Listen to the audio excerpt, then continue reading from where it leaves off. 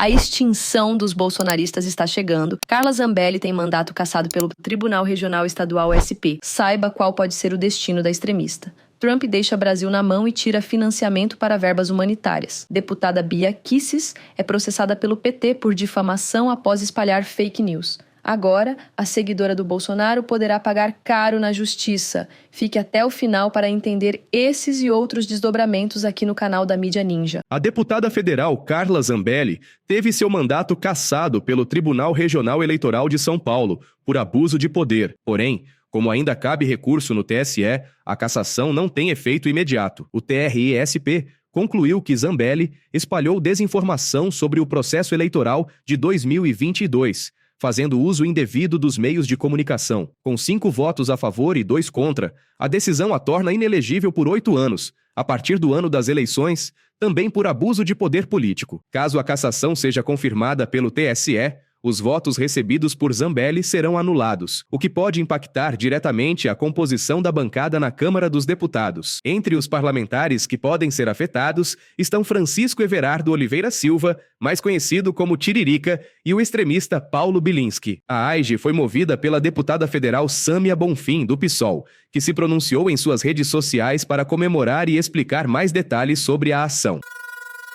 Bia Kicis falou o que quer e agora terá que se resolver com a justiça. A extremista vai ter que colocar a mão no bolso e desembolsar uma quantia para indenizar o PT. Saiba os valores. O PT entrou com uma ação judicial contra a deputada federal bolsonarista Bia Kicis, após ela afirmar em entrevista que a sigla é um partido ligado ao narcotráfico e que recebeu dinheiro do narcotráfico. O partido acusa a parlamentar extremista de difamação e pede indenização de R$40 mil por danos morais, além de retirar as declarações da internet e fazer uma retratação pública. De acordo com o PT, a deputada do Partido Liberal utilizou um grande canal de comunicação para espalhar desinformação e associar falsamente o partido a uma das atividades criminosas mais repudiadas pela sociedade. A declaração mentirosa de Bia Kicis foi feita no mês passado durante uma entrevista à CNN Brasil.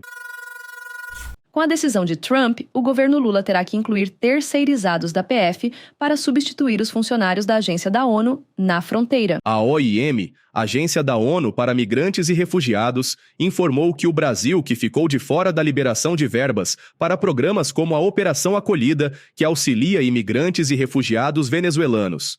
De acordo com a informação que chegou ao governo Lula, priorizaram o financiamento de agências em países como Iraque, Síria e Gaza, deixando o Brasil sem o apoio essencial para a operação. Vale lembrar que o governo americano é responsável por 60% de toda a verba que a OIM dispõe. A OIM administrava abrigos e auxiliava no atendimento aos imigrantes venezuelanos. Agora, o governo Lula precisará manter a acolhida com uma operação emergencial, incluindo 40 terceirizados da Polícia Federal para substituir os funcionários da agência que atuavam na fronteira. Vice-governador de Tarcísio veta importante PL que autorizava o Estado a produzir medicamentos à base de cannabis por questões orçamentárias. O vice-governador de São Paulo, Felício Ramute, vetou um projeto de lei que autorizava o Estado a produzir medicamentos à base de cannabis. Ele alegou questões orçamentárias e violação ao princípio de separação dos poderes. A proposta dos deputados Valdomiro Lopes e Caio França visava garantir o acesso gratuito e seguro aos pacientes que necessitam, com o Estado assumindo um papel mais ativo na produção e distribuição desses produtos, que em sua rede social lamentou o veto do vice de Tarcísio de Freitas. São Paulo é um estado pioneiro em relação a tratamentos com cannabis medicinal. Em 2024, o Brasil atingiu a marca de 672 mil pacientes que se tratam com cannabis medicinal. Mais um na mira. O STF recebeu nova investigação da PF sobre supostas irregularidades em emendas do senador Irajá Abreu. O caso já é o 15º. O STF recebeu uma nova investigação da Polícia Federal sobre supostas irregularidades na destinação de recursos de uma emenda do senador Irajá Abreu. O caso tramita em sigilo e aumenta para 15 o número de investigações envolvendo emendas parlamentares no Supremo. O senador nega qualquer irregularidade. Desde 2024, ao menos 14 apurações sobre o uso de emendas parlamentares estão em andamento no STF, sob a responsabilidade de 6 relatores diferentes. O processo sobre o senador foi protocolado em 23 de janeiro e enviado ao ministro Flávio Dino, a pedido da Polícia Federal. Dino, por sua vez, pediu que a relatoria fosse avaliada pela presidência do STF, que aguarda parecer da PGR sobre sua atuação em outro caso relacionado à Operação Overclean.